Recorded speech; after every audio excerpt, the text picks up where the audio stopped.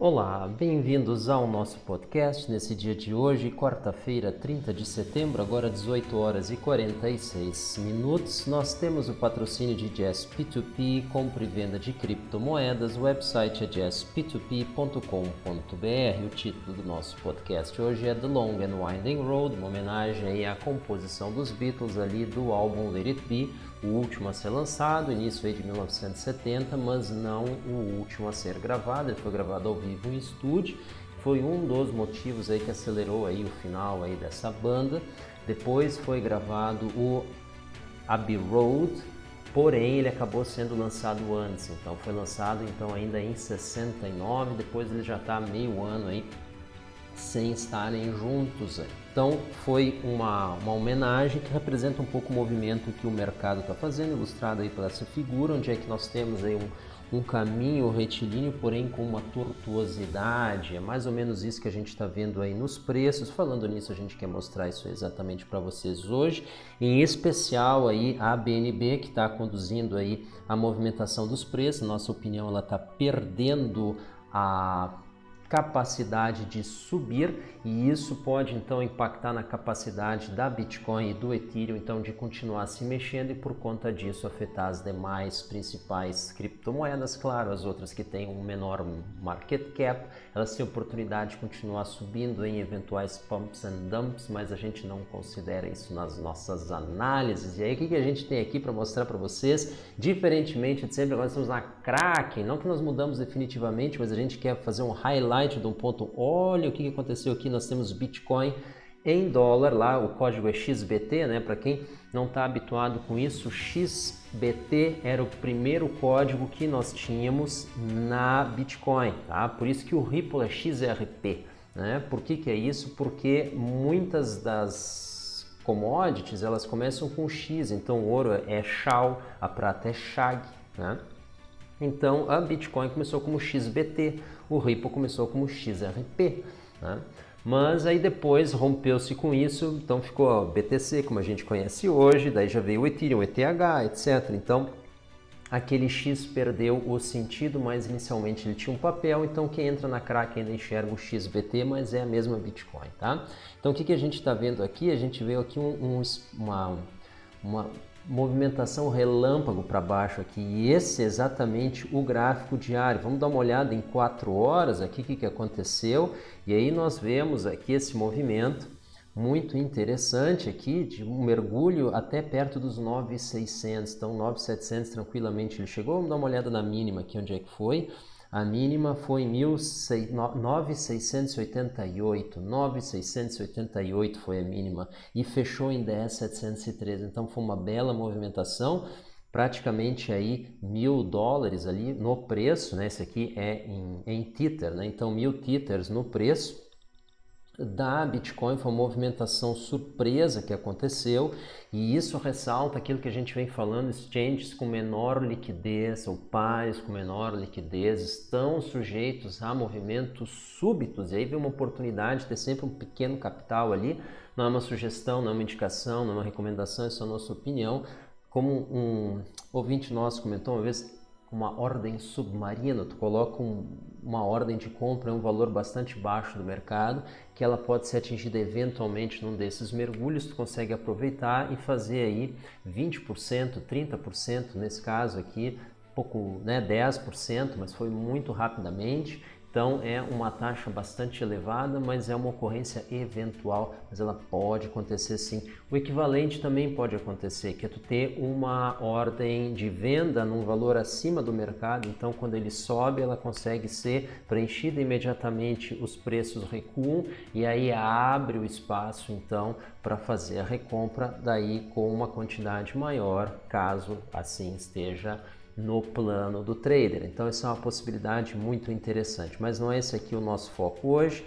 Nós vamos entrar aqui na BTC, em Tether, na Binance, sempre no gráfico diário. Então nós vamos sair aqui das 4 horas, 4 horas não no dia, né? 4 horas o tempo de candle. E aí o que a gente vê aqui? Vamos para o detalhe. Notem que faz bastante dias que nós estamos aqui rente ao conjugado das médias móveis, aí pode parecer que a gente está rompendo lentamente, mas na verdade a gente está com pouco volume, apesar de ter tido um acréscimo aqui nos últimos 3 dias, esse aqui ainda não acabou, mas está indo para o fim, então deve ficar aqui dentro dessa região, entre ontem e anteontem, nessa capacidade de volume. A gente vem subindo aqui, não, dia de hoje é um candle de baixa, mas o mais importante é que nós estamos com um volume razoavelmente, suficientemente abaixo aqui do que a gente considera o threshold, que é essa média móvel dos últimos 200 dias, o que nos desencoraja a supor que vamos romper isso aqui. Então isso aqui para nós ainda não é um rompimento, se ocorrer um rompimento a gente vai dizer que é falso, a lá esse aqui. Tá? Então essa é a nossa opinião. Então Bitcoin para nós ela chegou num topo, a gente já comentou isso aqui nos últimos podcasts que a gente fez, que é falando do Ethereum, que se subir a gente vende, né? Então essa aí é a nossa opinião e a nossa postura em relação a isso. Mas vamos dar uma olhada em quem está puxando esse trem, né?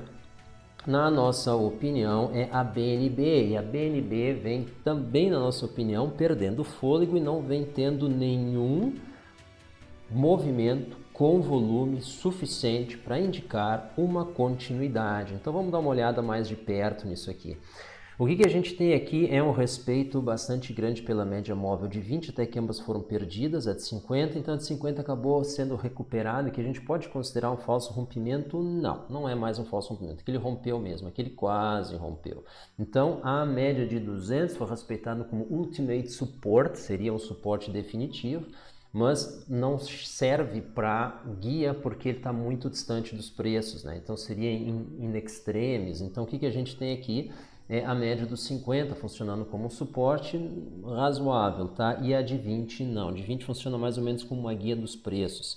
E aí vamos olhar aqui a última vez que nós atingimos esse nível de preço aqui nesse nosso passado recente, que também gráfico diário, nós tivemos volume dessa magnitude, agora nós estamos com volume 3 vezes menor.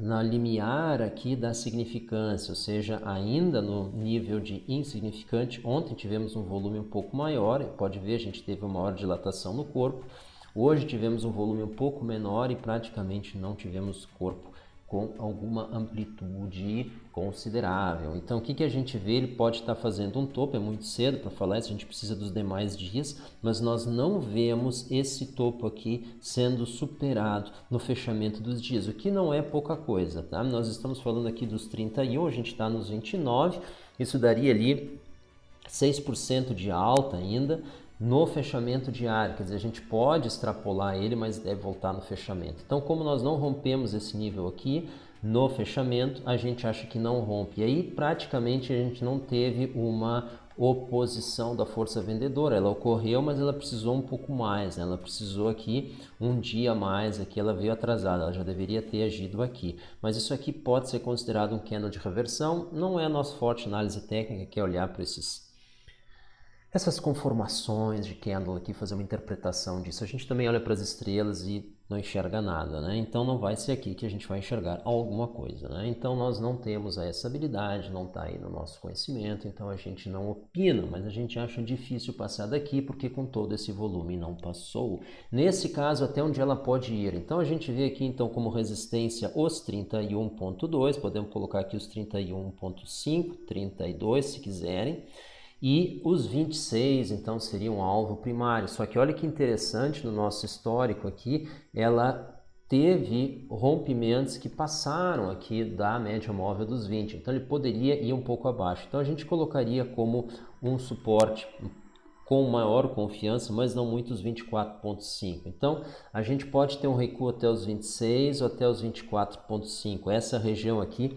os preços podem ficar caso a gente tenha algum recuo. Isso aí acontecendo, o que acontece com a Bitcoin? Por que a gente acha que vai para lá? Bom, ele pode ir para lá gradativamente, tá? Porque nós estamos aqui com uma sequência de candles de alta, mas com pouco volume. Então, isso, na nossa opinião, isso mantém a movimentação dentro de uma trading range, mas não permite o rompimento desta. Mantém a movimentação dentro de uma trading range, porém não permite o rompimento desta.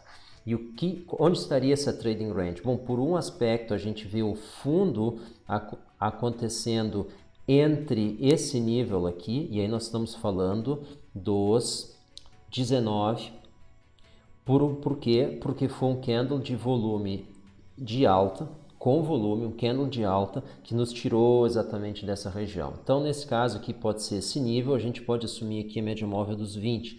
A gente está falando uma trading range bastante ampla, que está aqui logo acima dos 20, 20,5, podemos arredondar, média móvel dos últimos 200 dias, média móvel exponencial, e o topo estaria aqui em cima, então, aos 31,5, 32. Então, nós temos aqui dos 20 aos 31, então nós estamos falando de uma região bastante ampla, tá? Só que nessa região a gente está bem perto do topo, então ele ainda pode subir 6%, mas ele teria 24% aqui ainda de espaço para recuar, né? Seria os 30, um pouco mais, né? Então a gente tem ainda 6% de alta, mas dos 28 que a gente está, 29 nesse momento, a gente poderia recuar até os 20, aí nós estamos falando aí de 30%. Então a gente tem aí quase 30% de espaço para cair e praticamente 6% de alta ainda potencial. Então uma situação desvantajosa, mas quem ainda está e gostaria de sair, talvez faça sentido então começar a fazer uma saída gradual. Essa é a nossa opinião, desde que o trader então não tenha um sentimento pior perdendo a alta do que acompanhando uma queda, né? Então ele tem que optar qual é a dor que ele prefere evitar, acompanhar uma queda ou perder uma alta, né? No nosso caso, a gente não tem dúvida, perder uma alta para nós não é nada e acompanhar uma queda para nós é perder, né? Então a gente sempre opta pela segurança e na dúvida a gente sai. Mas cada trader tem a sua decisão, nós não estamos sugerindo, indicando ou recomendando, apenas manifestando a nossa opinião, tá? Isso aqui o pessoal tinha comentado aí, fazia tempo que a gente foi o André Almeida, se não me engano, tinha comentado fazia tempo que a gente não mencionava a BNB, e então tá aqui, então, André, muito obrigado aí pela audiência e por acompanhar aí as nossas análises. E aí a gente vai para Ethereum, e o Ethereum chegou ao conjugado da média móvel de 20,50 no gráfico diário com pouco volume, isso é goodbye. Então a gente vê um recuo possível. Então onde é que pode ir esse recuo? Bueno, ele deve chegar até esse fundo aqui da Trading Range. Só que essa Trading Range tem um fundo que vem aqui do fundo desses candles até o fundo desses aqui, né? Aqui a gente teve um volume forte que não nos levou abaixo daqui, aqui um volume fraco que fez uma queda aqui. Então, na nossa opinião, tão somente a gente pode recuar até os 335, até os 320, nessa região, 335, 320. Agora a gente está aos 350, a gente tem pelo menos aí uns 10%. Então, entre 5% e 10% de queda a gente tem, e de alta a gente tem muito menos ainda, né? Porque a gente está com esse conjugado aqui com sem volume e no way, na nossa opinião, a gente consegue romper. A não ser que a gente tenha uma virada de jogo na Bitcoin. Então, vamos ver se a gente tem uma virada de jogo na Bitcoin. Vamos olhar para lá se tem alguma possibilidade de alta. Opa, de novo aqui. Uma possibilidade de alta na Bitcoin, tá? Fraco volume nós não vemos, tá? Então a gente vê aqui a Bitcoin fazendo seu recuo abaixo desse conjugado das médias móveis e aí o Ethereum então acompanhando isso, tá? Talvez com um pouco de delay, talvez liderando então o jogo, né? E isso então implicaria numa virada de chave também na BNB. Então a BNB ela deve recuar também, tá? Aqui ela começa a perder, o candle amanhã deveria ser um candle de baixa, tá? Dentro dessa linha em direção aos 26, tá? E isso então deve ser suficiente para as nossas criptos fazerem o recuo da região onde é que eles estão até mais embaixo. Então ela deve descer em direção aos 10.400 a Bitcoin e o Ethereum deve descer então em direção aos 335. Essa aí segue sendo a nossa opinião. Uma outra motivação para isso, a gente já comentou, é que nós estamos em tendência de baixa no gráfico semanal. E isso então nos aponta mais para baixo do que para cima em termos de probabilidade, e aí o trader então tem que estar muito ciente disso e começar a se preparar para essa possibilidade, tá? A gente tem que estar preparado para ganhar e para perder. Então, se os preços se movimentam na nossa direção, o que a gente faz? Quando que a gente faz? Do que depende essa decisão. E se eles se movimentam contra nós, o que a gente faz? Quando a gente faz e do que depende essa decisão. O que não dá para ficar é quando acontece o movimento, a gente começa uma argumentação contra si próprio para tentar se convencer de que não, quem sabe mais um pouco. Fez um plano, executa o plano, verifica se o plano deu certo, modifica, vai de novo. Essa é a vida. Não ser melhor, não ser pior, faz parte. Pessoal, muito obrigado pela atenção, muito obrigado pela audiência. Antes de encerrar, amanhã a gente vai, se Deus quiser, fazer uma live, então, com Tom Trowbridge, ex-presidente da Hedera Hashgraph, co-founder da Fluence Labs, uma empresa de blockchain para desenvolvedores, tá? Então ele vai explicar um pouco mais para nós e, claro, ele vai contar para nós a trajetória que ele teve, que é alguém que veio de Wall Street, trabalhou então com uma empresa de tecnologia de base, que foi a Hedera Hashgraph, teve uma oportunidade também presidindo uma empresa de aplicação de blockchain, uma indústria muito interessante, Trade Finance, e agora então é co-founder, né, já da empresa Fluence Labs, que fornece tecnologia de blockchain para o setor de desenvolvimento de software livre e open source, né, o que chama de software as a service, tá, mas do ponto de vista do desenvolvedor. Então, muito interessante isso, a gente vai conversar com ele amanhã. Espero vocês lá, muito obrigado e até o nosso próximo podcast. Então, amanhã, Café Talks com Tom Trowbridge, ex-presidente da Hedera Hashgraph, co-founder da Fluence Labs, e até o nosso próximo podcast. Tchau!